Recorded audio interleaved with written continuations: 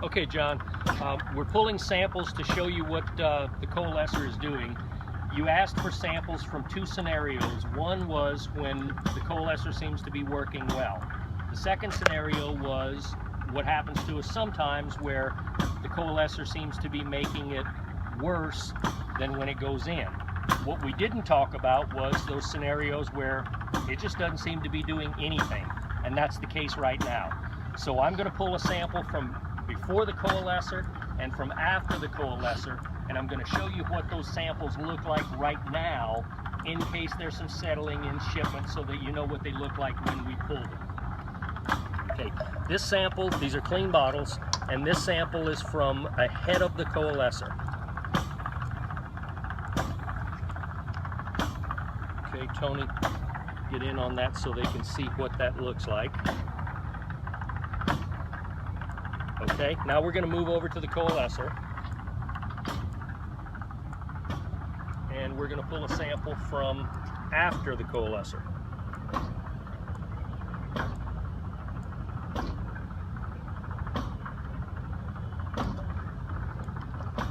Okay, Tony, get a good shot of that.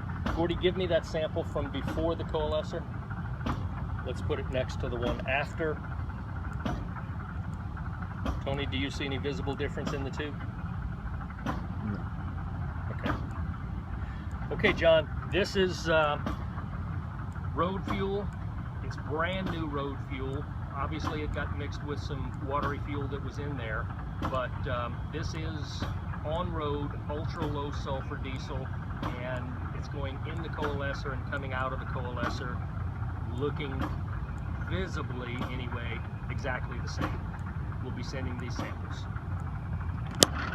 Okay, John, this is the second video and second set of samples we're sending you, also from June the 17th. We changed the Coalescer elements, and the Coalescer seems to be working now, so we're going to take these samples for you as a control. We're going to monitor it, and if it stops working, we will know how many gallons have flowed through it, and you'll have the samples, so you will be able to tell what the water percentage was in that fuel. So here we go with our second set of samples. This is again before the Coalescer.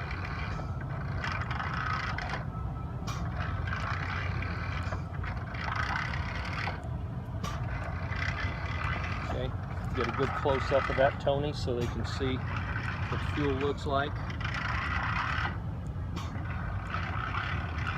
Okay, now let's take one after the Coalescer.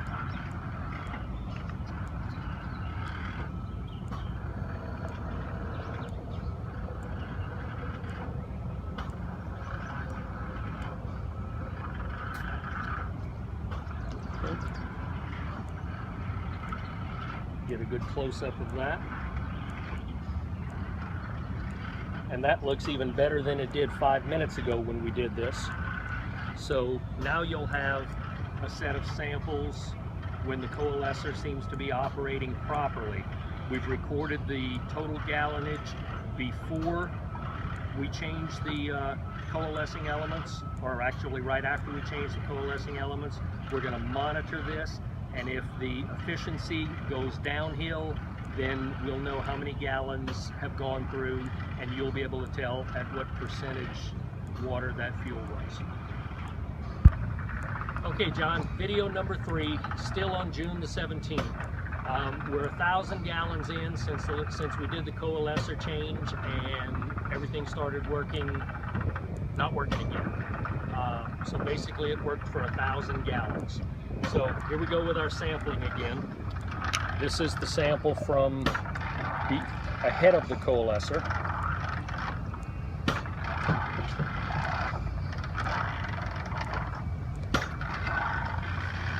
Okay, Tony, get a good shot of that. We'll take this over, and now we'll pull a sample from after the Coalescer.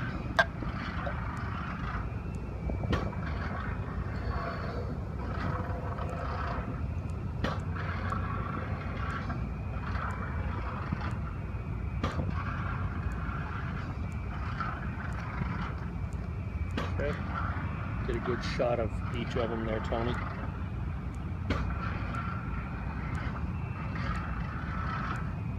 Okay, not a lot of difference between the two of them. A little, but not much. And as I said, we're only 1,000 gallons in.